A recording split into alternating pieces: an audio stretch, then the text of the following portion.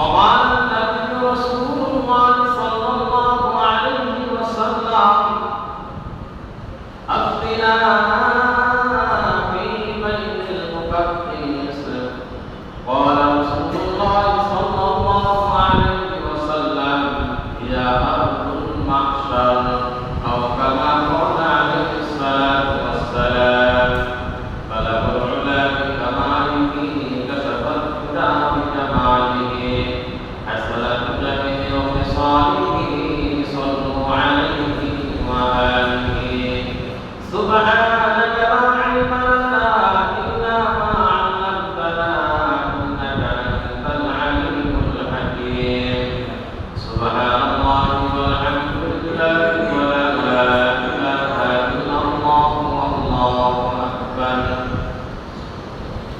إن الله وملائكته يصلون على النبي يا أيها الذين آمنوا صلوا عليه وسلموا تسليما اللهم صل على محمد وعلى آل محمد كما صليت على إبراهيم وعلى آل إبراهيم إنك حميد مجيد اللهم بارك على محمد وعلى آل محمد كما باركت على إبراهيم وعلى آل إبراهيم إنك حميد مجيد الحمد لله আল্লাহ পাক রব্বুল আলামিনের দরবারে লাখো কোটি শুকর ও সুজুদ আদায় করি যে মহান স্রষ্টা আল্লাহ সুবহানাহু ওয়া তাআলা আমাদেরকে শাওয়াল মাসের দ্বিতীয় জুমা মুবারক আদায় করার তৌফিক দান করেছেন আল্লাহ পাক রব্বুল আলামিনের দরবারে আমরা সকলেই দিন থেকে মুহাম্মদের সাথে শুকর আদায় করি সকলে বলি আলহামদুলিল্লাহ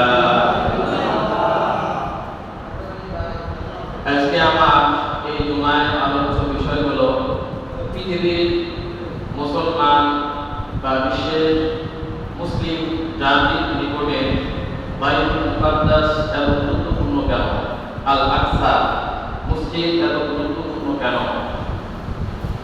যেটা বর্তমানে ফিলিস্তিনে অবস্থিত যেটা মুসলমান জাতির জন্য গুরুত্বপূর্ণ বিষয়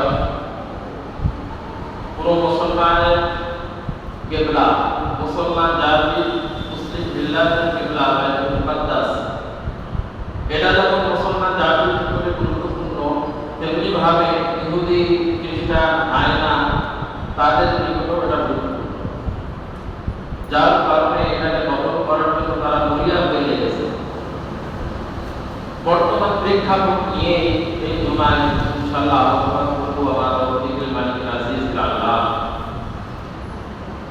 পৃথিবীর শুরু লগ্ন থেকে মানব জাতির যাত্রা লগ্ন থেকেই শুরু হয়ে আসছে হক বাতিলের এক বিশাল লড়াই এবং মিথ্যা এর সংলাপ মানুষের ভিতরে হানাহানি মারামারি শুধু হক বাতিলকে কেন্দ্র করে সামনে যে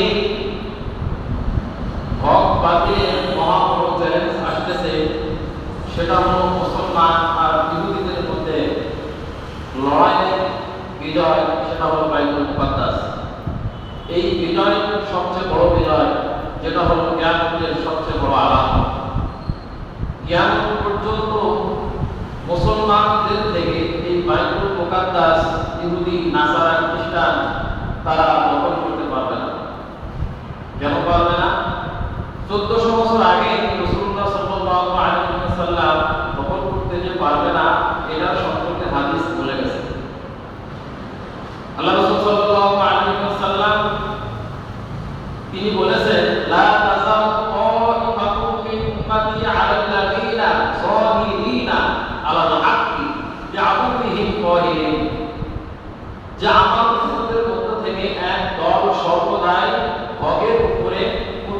থাকবে লিআদুইহি ওয়াহিহি, এবং সর্বদা তারা শত্রুদের সঙ্গে মোকাবেলা করবে। লা তাযালু তাইফাতুম মিন উম্মতি আলাল লাযিনা যাহিরিনা আলাল হক। এই হাদিসের উদ্দেশ্য হলো, সাহাবীরা জিজ্ঞাসা করলেন আইনাল উম্মতি, এটা কোন উম্মত, কোথায় অবস্থিত? যেই সমস্ত উম্মত সদা সর্বদাই হকের উপর প্রতিষ্ঠিত থাকবে, এই উম্মত কোথায়? রাসূলুল্লাহ সাল্লাল্লাহু আলাইহি ওয়াসাল্লাম বললেন সেটা হলো ফিলিস্তিন, বাইতুল মুকাদ্দাস। সুবহানাল্লাহ। বাইতুল মুকাদ্দাসের আশেপাশে, আল মসজিদুল আকসা, মসজিদুল আকসার আশেপাশে যেই সমস্ত মুসলমান উম্মত বসবাস করছে, তারা সদা সর্বদা হকের উপরে অধিষ্ঠিত থাকবে এবং তারা সদা সর্বদা ইহুদি খ্রিস্টানদের সঙ্গে তারা লড়াই করতেই থাকবে কিয়ামত পর্যন্ত। সুবহানাল্লাহ। কিয়ামত পর্যন্ত কেমন? রাসূলুল্লাহ সাল্লাল্লাহু আলাইহি ওয়াসাল্লাম বলেন আলা আমরিহিম, কিয়ামত আসার আগ মুহূর্ত পর্যন্ত এই উম্মত জাতি তারা ইহুদিদের সঙ্গে লড়াই করতেই থাকবে। আর বর্তমান প্রেক্ষাপট অনুযায়ী কিছু মানুষ লেখালেখি করতেছে, কিছু মানুষ এই অনুভব করতেছে যে ইহুদি, ইসরায়েল বা অন্যান্য যে সমস্ত ইহুদি গোষ্ঠী খ্রিস্টান ভিতরে তারা আছে, তারা হয়তোবা আমরা মনে করতেছি যে এই মসজিদুল আকসা যেটা ফিলিস্তিনে অবস্থিত, যেটাকে দখল করার জন্য হায়নার দলরা দরিয়া হয়ে গেছে, এটা আমরা হয়তো মনে করতেছি যে না, তারা দখল করে ফেলবে। না, এটা গুরুত্বপূর্ণ, এটার বরকত এত বেশি হয়তো মুসলমানের দখলেই থাকবে। সুবহানাল্লাহ। এটা এত বড় দিকে হাওয়ার অন্তর্ভুক্ত। আর তৃতীয় কোন মসজিদের ভিত যেটা পৃথিবীর বুকে স্থাপিত প্রতিষ্ঠিত হয়, সেটা হলো ফিলিস্তিনে বাইতুল মুকাদ্দাস, মসজিদুল আকসা। তৃতীয় নম্বর যে মসজিদের ভিত পৃথিবীর বুকে প্রতিষ্ঠিত হয়, সেটা হলো মসজিদে নববী। রাসূলুল্লাহ সাল্লাল্লাহু আলাইহি ওয়াসাল্লাম মক্কা থেকে যখন মদিনায় হিজরত করে গেলেন, সর্বপ্রথম তার হাত দ্বারা মসজিদে কুবা তিনি প্রতিষ্ঠিত করেন সর্বপ্রথম। দ্বিতীয় নম্বরে এসে তিনি মসজিদে নববীকে প্রতিষ্ঠিত করেন। আর এটাই হলো মসজিদে নববী, যেটা তৃতীয় নম্বরে এসে মসজিদের ভিত পৃথিবীর বুকে প্রতিষ্ঠিত হয়, যার কারণে এই মসজিদুল আকসা যেটা ফিলিস্তিনে অবস্থিত, এই বেপরোয়া ইহুদি গোষ্ঠীরা যেটাকে দখল করার জন্য বেপরোয়া হয়ে লেগেছে, মুসলমানদের উপরে জুলুম নির্যাতনের লাভ চালাচ্ছে, এটা হলো মুসলমানদের নিকটে যেমন গুরুত্বপূর্ণ বরকতময় জায়গা, ঠিক তদ্রূপভাবে ইহুদি খ্রিস্টানদের নিকটেও এটা অত্যন্ত গুরুত্বপূর্ণ এবং বরকতময় জায়গা। এই জায়গার গুরুত্ব আরো কেন বেশি? আল্লাহ রাব্বুল আলামিন মসজিদুল আকসার ব্যাপারে কুরআনকারীমের মধ্যে স্পষ্ট বলতেছেন, সুবহানাল্লাযী আসরা বি'আবদিহি লাইলান ইলাল মাসজিদিল হারাম ইলাল মাসজিদিল আকসা। পবিত্রতাময় সত্তার জন্য তিনি তার বান্দাকে মসজিদুল হারাম থেকে মসজিদে আকসা পর্যন্ত নিয়ে আসলেন, যেটা বর্তমানে ফিলিস্তিনে অবস্থিত বাইতুল মুকাদ্দাস।